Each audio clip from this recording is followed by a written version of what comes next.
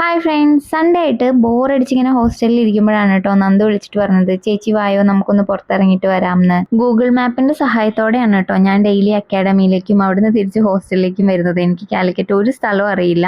അതുകൊണ്ട് തന്നെ ഗൂഗിൾ അമ്മച്ച് കാണിച്ചെന്ന കാട്ടുവഴികൾ താണ്ടി ഞാൻ നന്ദുവിൻ്റെ അടുത്ത് എത്തിയിട്ടോ. സൂഫിയിലേക്കാണ് കേട്ടോ ഞങ്ങൾ പോയത്. മന്തി കഴിക്കാം, ഹോസ്റ്റൽ ഫുഡിൽ നിന്നൊരു മോചനം എന്നൊക്കെ പറഞ്ഞിട്ടാണ് മന്തി കടയിലേക്ക് കയറിയത്. പക്ഷേ ഒരു 10 മിനിറ്റോളം വെയിറ്റ് ചെയ്തിട്ടാണ് ഞങ്ങൾക്ക് ടേബിൾ തന്നെ കിട്ടിയത്.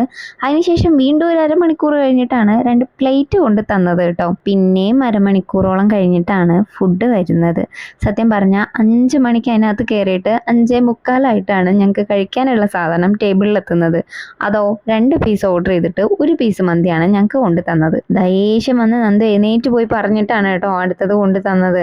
സത്യം പറഞ്ഞാൽ ഒരു മന്തി കഴിക്കാനുള്ള മൂടേ പോയി. ബില്ല് മാത്രമാണ് കൃത്യമായിട്ട് ഞങ്ങൾ ചോദിക്കാണ്ട് കൊണ്ടു തന്നത്. എന്തായാലും ഇന്നത്തെ വിശേഷം ഇത്രയേ ഉള്ളൂ. പുതിയൊരു വീഡിയോ ആയിട്ട് വീണ്ടും കാണാം. അപ്പോൾ അതുവരേക്കും ടാറ്റാ.